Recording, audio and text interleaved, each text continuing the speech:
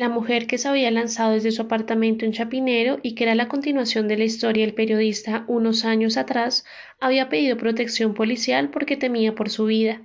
Los partes médicos hablaban de una intoxicación con drogas solanáceas más altas dosis de escopolamina, un hipnótico muy potente, y de una paranoia creciente mezclada con fantasías de muerte y asesinatos. De todos modos, la policía, para cuidarse la espalda y evitar un escándalo futuro que terminaría por desprestigiar a la institución, puso un agente en la puerta de la habitación del hospital. Con Capeto logramos un permiso especial para visitarla y hablar con ella. El periódico nos advirtió que lo que no estuviera grabado no lo publicaría, pues no estaban dispuestos a someterse a una demanda que los hundiera en el escarnio público. Todos los medios de comunicación cubrían el caso como caminando sobre cáscaras de huevo, y de una manera extraña, quizás gracias a una intuición muy afilada producto de una larga experiencia, sospechaban que detrás de la suicida y del periodista asesinado se escondía un enredo de gran envergadura.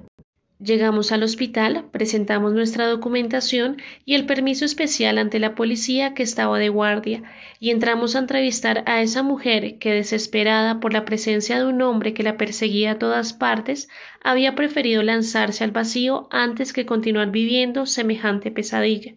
Después de unos saludos iniciales, Capeto encendió la grabadora y comenzó a hacerle unas preguntas generales acerca de cómo se sentía, de si recordaba los pormenores de su intento de suicidio, y poco a poco fue llegando hasta el meollo del asunto. ¿Sabe usted que encontraron una serie de sustancias alucinógenas en su sangre? Me informaron, sí. ¿Es usted drogadicta? Nunca consumí drogas. Entonces, ¿cómo explica una sobredosis de drogas que no se consiguen en el mercado? Se hizo un silencio en la habitación. La mujer, atada con correas a la cama, como lo había estado en su momento el periodista, tragaba saliva y no sabía qué contestar. Capeto, como un viejo zorro del oficio, aprovechó la situación y atacó por el lado más débil. Yo creo que se aprovecharon de su buena fe. La invitaron a una reunión, le dijeron que era una fiesta para personas como usted, solas, sin hijos, donde tal vez podía conseguir una pareja interesante, y le dieron a beber algo cuyos efectos nunca le explicaron. De ahí en adelante su vida se convirtió en un infierno. Su trabajo se vino a pique, empezó a volverse adicta a una sustancia que cada vez le costaba más plata y se hizo daño con una facilidad que le produjo terror. Lo peor es que se aisló de sus amigos y de su familia y no fue capaz de contarle a nadie lo que le estaba pasando. Bueno, aún no es capaz. Las palabras de Capeto calaron y la mujer comenzó a llorar mientras abría la boca para poder respirar mejor. Él siguió metiendo la navaja en la herida recién abierta. ¿Sabe qué es lo peor de todo esto? Que ya murió una persona y que usted estuvo a punto de ser la segunda víctima. ¿Cuántos en este mismo momento, mientras usted y yo hablamos, no están encerrados en su casa a punto de pegarse un tiro o de cortarse las venas? Y si usted no habla, si no denuncia a los culpables, se convertirá en cómplice de ese dolor y de esas futuras muertes. ¿Por qué cuidarle la espalda a los agresores? Mire cómo la dejaron. Si no les dice a las autoridades qué fue lo que pasó, no será posible ayudar a las víctimas, prestarles asistencia médica, protegerlas e impedir que se maten o que las maten los mismos que las han envenenado. ¿Me entiende? Le aseguro que no podrá vivir con esa culpa el resto de su vida. A estas alturas la mujer estaba ahogada en llanto y tuve que ir al baño por papel higiénico para ayudarla a que se sonara y se limpiara las lágrimas. Estaba deshecha y me conmovió verla en ese estado. Entre sollozos, con los ojos vidriosos, dijo: Está bien, tiene razón, no puedo seguir así, pero tampoco puedo echarme al agua sin ninguna garantía, pues detrás de esto hay gente de mucho poder. Llamemos ya a la fiscalía e intentemos un trato con ellos, dijo Capeto, entusiasmado con estar en el centro del huracán. Información a cambio de protección, denuncias específicas y testimonios claros a cambio de que la saquen del país con su familia. ¿Qué dice? Esa pregunta hay que hacérsela a ellos. Necesito también un abogado para que me asesore, y si firmamos documentos y ellos se comprometen en serio, yo les doy nombres, datos, lugares donde se llevan a cabo las reuniones y una lista de personas que deben estar en este instante igual o peor que yo. Listo, estoy seguro de que aceptarán, afirmó Capeto, tomando el teléfono enseguida y marcando el número de la fiscalía al que se dirigía cada vez que había una situación similar. El trato se arregló de un día para otro. Publicamos apartes de la entrevista y los medios de comunicación volvieron a caldearse con el tema. Se hablaba de una lista negra con nombres de políticos y de artistas famosos, y hubo que redoblar la vigilancia en el hospital. Lo que salió entonces a la luz fue una verdad terrible, que desencadenó una serie de arrestos inmediatos y que me recordó la carta que Marcelo me había escrito unos años atrás. La mujer contó con lujo de detalles que, cansada de su soledad y con deseos de encontrar un compañero con quien establecer una relación seria, había acudido a una agencia matrimonial para concertar algunas citas a ver si daba con un candidato que le llamara la atención. Le pidieron sus datos, 3 fotografías recientes, una de cuerpo entero y con ropa informal, otra solo del rostro y una tercera opcional, en traje de baño. Una cuota de 100.000 pesos y le permitieron ver la lista de candidatos masculinos para que escogiera. Las primeras citas fueron un desastre y la mujer se dijo que matricularse en una agencia de este tipo había sido una pésima idea. Cuando estaba arrepentida y dispuesta a retirarse, les llegó una invitación para una fiesta que habían preparado varias instituciones dedicadas a citas, encuentros y matrimonios, tanto nacionales como internacionales, que se iba a realizar en una casa campestre de La Calera, en las afueras de la ciudad, y a la cual asistirían cientos de invitados, entre los cuales quizás ella podría tropezarse con el hombre ideal que estaba buscando. Se dijo que por qué no, se entusiasmó, se compró un vestido elegante, se mandó a peinar y a maquillar en un salón de belleza, y acudió a la fiesta con la esperanza de conocer esa noche a su príncipe azul. En efecto, como aparecía en la invitación, era una casa campestre con mesas al aire libre, licores, pasabocas y una atmósfera cordial entre los invitados. Ella pagó la boleta de entrada, otros 100.000 pesos, y se dedicó a conversar y a departir con aquellos individuos que le llamaban la atención. Hacia las 10 de la noche, una mujer se presentó como la anfitriona principal, saludó a las 300 o 400 personas que había, dio la bienvenida a los que iban a esta clase de megaventos por primera vez, y después de un licor extraño que se repartió en unas copas especiales, hizo un brindis y se dio por inaugurada la reunión. A partir de ese momento los meseros desaparecieron y unos tipos armados impidieron que alguien entrara o saliera de la propiedad. Los efectos fueron inmediatos. A los pocos minutos la mujer se arrastró por el césped, consciente de que su cuerpo no le respondía con normalidad. Vio arriba, en el cielo, una luna llena que la encandiló, y entró en una especie de trance que no supo cuánto tiempo duró. A su lado descubrió a un hombre de mediana edad que la desvestía, la acariciaba con delicadeza y la cubría de besos. La excitación de su cuerpo estaba en un punto máximo. Se entregó a él sin calcular nada y disfrutó como nunca lo había hecho en ese acto sexual, en brazos de un desconocido. Luego, sin saber cómo, el hombre desapareció y se dio cuenta de que los demás participantes, ebrios también y alucinados como ella, empezaban a arrojarse, completamente desnudos, unos sobre otros. Entonces oyó de nuevo la voz de la anfitriona, esta vez vestida con un traje verde y asumiendo el papel de la sacerdotisa de un culto oscuro. Disfruten de su cuerpo, gocen, entréguense al deseo que los invade, satisfagan sus fantasías. Hoy es la gran noche, la hora sagrada en la que recordamos la fuerza de nuestros instintos. No hay leyes, no hay moral, nada está prohibido. Ámense los unos a los otros, como yo los amo a todos. La orgía se extendió por todos los lugares de la casa y de los jardines, y la mujer, en medio del trance, pasó de cuerpo en cuerpo, tanto masculinos como femeninos, en un largo camino de concupiscencia y de satisfacción de los sentidos. Luego, exhausta, cogió su ropa, se vistió y buscó un rincón abrigado de la casa, donde se quedó dormida. A partir de esa fecha, puntualmente, acudió a 3 reuniones más que se celebraron cada 28 días, es decir, cada noche de luna llena.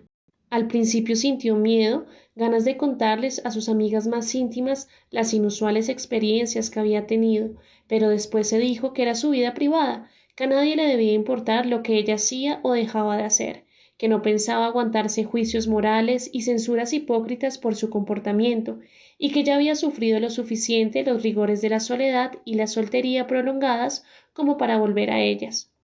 Había llegado el momento de aceptar su sensualidad, su alegría y sus ganas de sacar a flote sus más escondidas pasiones.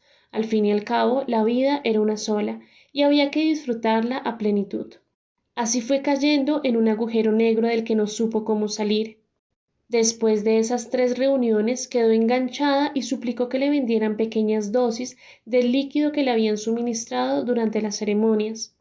Ella se dio cuenta de que el hombre de mediana edad que la poseía de primero aparecía siempre a los pocos minutos de haber ingerido el licor desconocido que los meseros servían en copas especiales.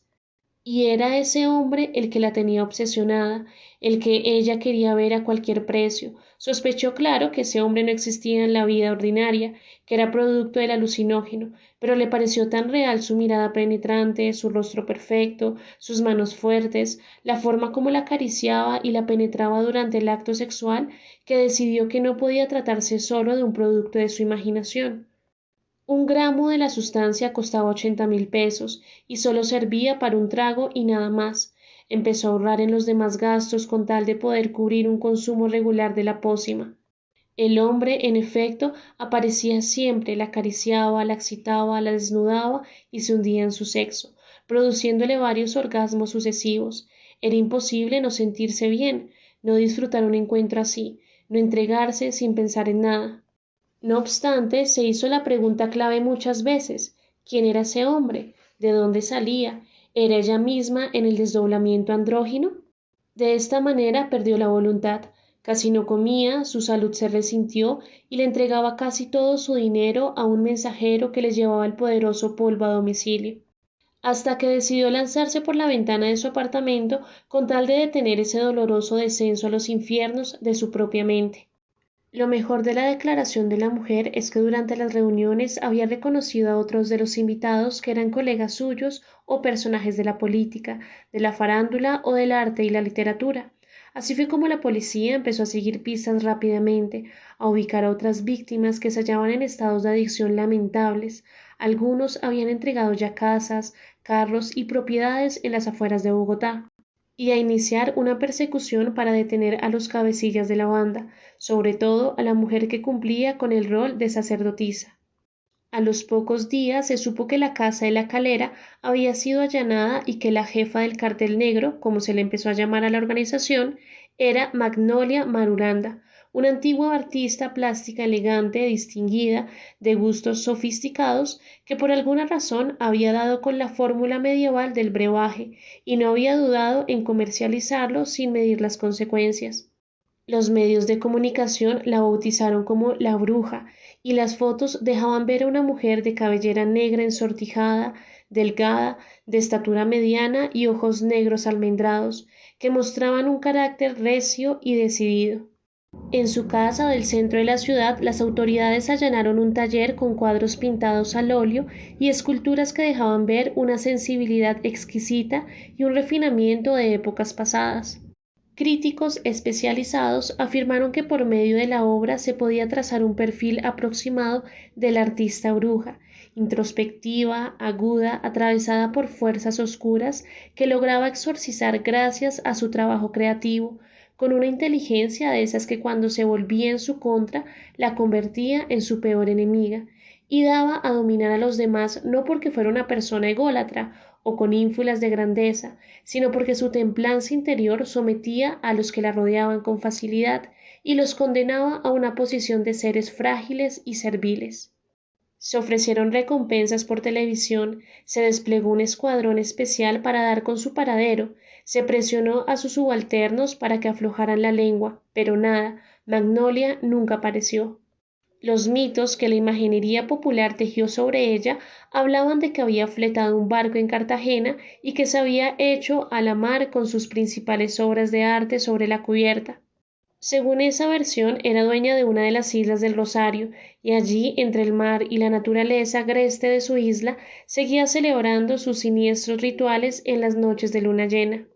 Otros dijeron que en un peregrinaje místico había atravesado la frontera hacia Ecuador con sus guardaespaldas de confianza, que se había contactado en el Perú con unos chamanes de una tribu cercana a Cusco y que luego había seguido a Chile en busca de un lugar estratégico en las islas perdidas del sur patagónico, para continuar organizando aquelarres y ritos satánicos, en los cuales sus adeptos morían o quedaban locos de por vida, y vagabundeando por las carreteras del mundo con los genitales destrozados. Lo cierto es que de la misma manera como unos años atrás la historia del veterano de Vietnam, que había asesinado a 29 personas en un lapso de pocas horas, nos mostró que la ciudad había dejado de ser una villa provinciana para transformarse en una megalópolis, con los problemas característicos que generan las distintas capas de unas multitudes que no saben quiénes son ni qué estaban haciendo aquí. Ahora la historia de la bruja nos mostraba que esas capas eran infinitas y que en los sustratos más recónditos de la ciudad renacían en forma misteriosa antiguas creencias y cultos que muchos creían olvidados. Otra vez confirmé que no avanzábamos, que no había progreso, sino que viajábamos en el tiempo, simultáneamente, hacia atrás, hacia el medio y hacia adelante. Unos médicos de la Universidad Nacional lograron contactarse con un especialista en neuropsicofarmacología, el doctor Simon Bralowski, quien viajó desde Estados Unidos para revisar cada uno de los pacientes intoxicados. Muy sorprendido con el caso, se puso en la tarea de resucitar viejos tratados sobre las plantas utilizadas en la conformación del famoso vino del Sabbat y encontró un antídoto que preparó a punta de toalache, datura cultivada en México, y de extracto de amanita, el hongo rojo y blanco de los cuentos infantiles. La mezcla dio buenos resultados y los pacientes presentaron una mejoría enseguida. A las pocas horas de suministrada la primera dosis, con el paso de los días fueron recobrando su estado normal, se sometieron a exámenes médicos y a tratamientos rigurosos, y poco a poco regresaron a su vida cotidiana.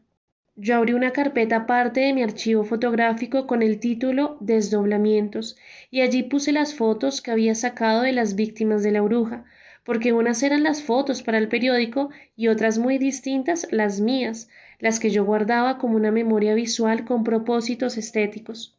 A veces sacaba esas fotos y contemplaba durante horas los ojos inyectados en sangre de los que habían tenido el dudoso privilegio de participar en un aquelarre real, y no sé por qué allá, en el fondo de esas miradas extraviadas, me daba la impresión de que brillaban chispas que reflejaban una incierta satisfacción interior.